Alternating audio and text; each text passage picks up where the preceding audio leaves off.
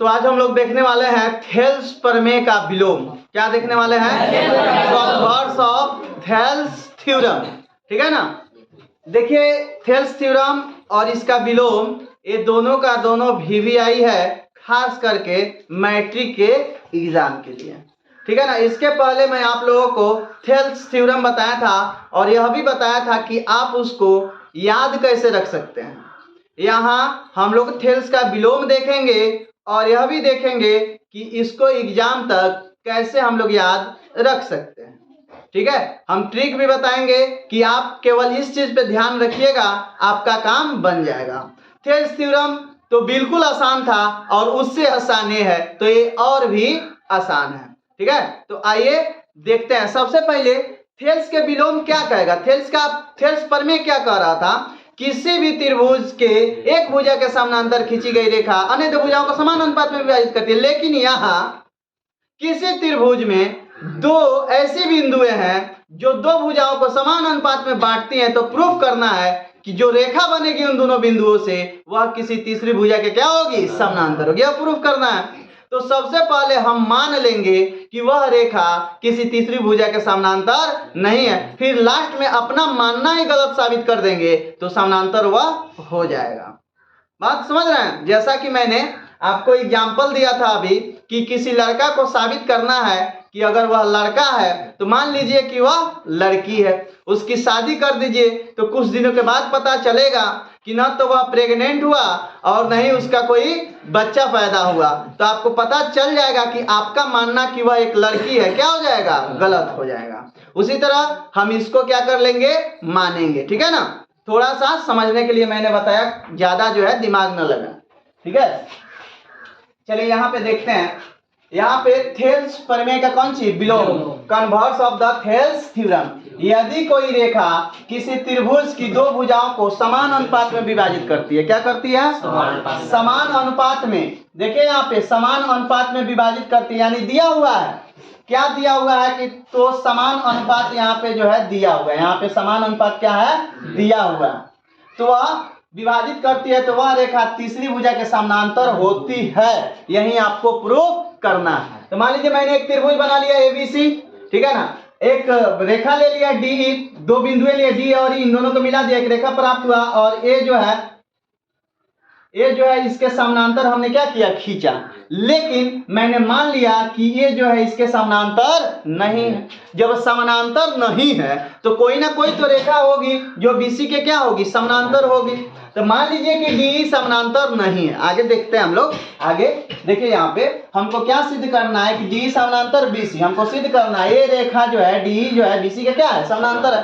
तो मैं मानूंगा क्या कि पुनः माना कि DE जो है BC के समानांतर नहीं है। मान लिया तो कोई ना कोई तो रेखा ऐसी होगी ना कि जो क्या होगी? BC के समानांतर होगी। ठीक है। जो BC के क्या होगी? समानांतर होगी। तो माना कि यह समानांतर नहीं है तो चलो भाई ये समानांतर नहीं है तो ये तो समानांतर होगा ना। मान लीजिए कि वह समानांतर होगा तो DF समानांतर BC जो है हमने क्या कर लिया? खींच लिया।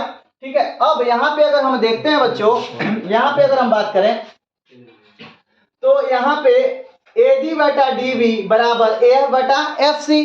यह रेखा मैंने खींच लिया, DF खींच लिया, कौन सी का समानांतर? BC का समानांतर। मान लीजिए पुरानका नहीं है तो नौका तो होगा ना। नौका क्या है? DF है समानांतर। मान लीजिए कि है। ठीक है। तो जब समानांतर है तो समान अनुपात में क्या करेगा? विभाजित करेगा।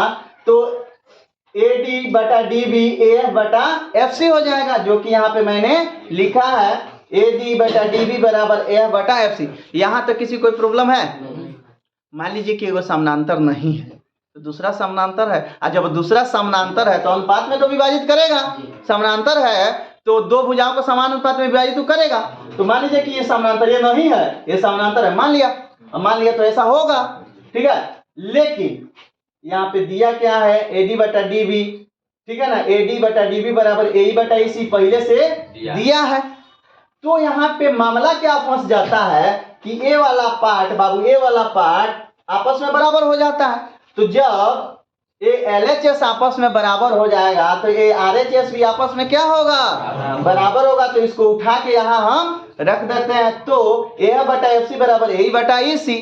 अब यहाँ पे देखिए एक जोड़ दिया गया, क्या जोड़ दिया गया? एक। पूछिए क्यों जोड़ दिया गया है? तो देखिए इसलिए जोड़ा गया है क्योंकि AF प्लस FC जो होगा वो ACA बनेगा। यहाँ से देखिए AF प्लस FC कौन सी बन गया? AC। फिर AE प्लस EC कौन सी बन जाएगा? AC। दोनों बराबर हो जाएगा AC AC। आप देखो AF प्लस FC कौन सी है? AC। इधर ध्यान दीजिए पाल शिशु, AF plus FC AE plus EC दोनों क्या बना? AC। और AC AC हो गया बेसी, तो कट जाएगा। क्या हो जाएगा? कट जाएगा। तो यहाँ पे हम आ जाएंगे तो यहाँ पे हमको हई वाला चीज मिल जाएगा। कौन चीज? EC बराबर FC। अब मिला कौन चीज? कि EC यानी हई वाला पार्ट, ठीक है, ए वाला पार्ट यहाँ से लेकर हई वाला पार्ट दोनों आपस में बराबर है। बराबर होगा कभी नहीं? अगर बराबर है तो F कूद के कहाँ आया होगा? E पर, या E कूद के कहाँ गया होगा? F पर। ऐसा हुआ होगा, नहीं तो हो ही नहीं सकता है कि FC बराबर कौन सी हो जाए? EC हो जाए। अगर ऐसा हुआ तो F E पर है चाहे E F पर, ठीक है ना।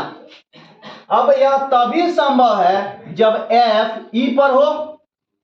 मैंने माना था कि F अलग है E से, हई समानांतर नहीं है, हई समानांतर है। आज जब ले करके चले तो पता चला कि F भी यहीं आके लटक गया। बात बुझा रहे? कहाँ चलाया? E पर। तो कहीं ना कहीं हमारा यह मानना कि D समानांतर नहीं होगा BC के, गलत। क्या है? गलत है। तो यहाँ अतः हमारा मानना कि D समानांतर नहीं है BC के, क्या है? गलत है। यहाँ D BC के क्या होगा? समानांतर ही होगा, अतः D समानांतर BC। सबसे पहले क्या करना है? एकदम फटाक से देखिए, सबसे पहले क्या करना है? आपको त्रिभुज बना लेना है, D समानांतर खींच लेना है, लेकिन मान लेना है कि D समानांतर नहीं है, F खींच लेना है जो कि समानांतर है। जब समानांतर है तो AD बटा DA बराबर F बटा FC होगा। लेकिन यहाँ पे आपने माना है ये चीज, तो यहाँ पे उसको लेके आइएगा तो LHS आपस में बराबर, तो RHS को आपस में बराबर करवा दीजिएगा। दोनों में क्या जोड़ देना है? आपको एक जोड़ देना है। क्यों एक जोड़ देना है? क्योंकि AC AC आपको प्राप्त हो जाए, AC AC हो जाएगा बेसी, ठीक है। उसको क्या कर देंगे? आप काट देंगे। काट देंगे तो FC बराबर EC आ गया। अब FC बराबर EC आ गया तो इट मीन्स F E पर होगा चाहे E F पर होगा। अगर ऐसा है तो आपने माना था कि वही समानांतर नहीं है, वही समानांतर है, तो ये था कि इसी पर लटक गया। तो जो समानांतर आप मान के चले थे हुआ के इस पर लटक गया, तो ये क्या हो जाएगा? समानांतर हो जाएगा। यानी कि हम जिसको समानांतर मान के चल रहे थे, ठीक है, वो आके उस पर क्या हो गया? लटक गया। जैसे मान लीजिए किसी को आप लफंदर मान के चल रहे हैं, कोई लफंदर है तो किसी को आप सही मान लीजिए, तो वो सही आके लफंदरे पर जाकर अटक गया। तो यानी कि जो सही माने थे आप, वो भी क्या है? लफंदर है। बात बुझा रहा? तो यहाँ पे यह जो समानांतर लेके आप चले, समानांतर नहीं माना, इसको आपने समानांतर माना लेकिन यहाँ अटक गया इस पे, तो यानी ये भी क्या है? समानांतर है। समानांतर आके इससे सट रहा है, तो यानी कि D क्या है? समानांतर। मैं आशा करता हूं कि यह बहुत बढ़िया से थेल्स प्रमेय का जो विलोम है आपको समझ में आया होगा। 2 बार 3 बार 4 बार अगर आप प्रैक्टिस करते हैं तो आपको यह याद ही हो जाएगा, ठीक है। और सारे प्रमेय को लेकर के दूसरे वीडियो में आएंगे। तब तक अपने दोस्त और होस्ट को दीजिए इजाजत। जय हिंद।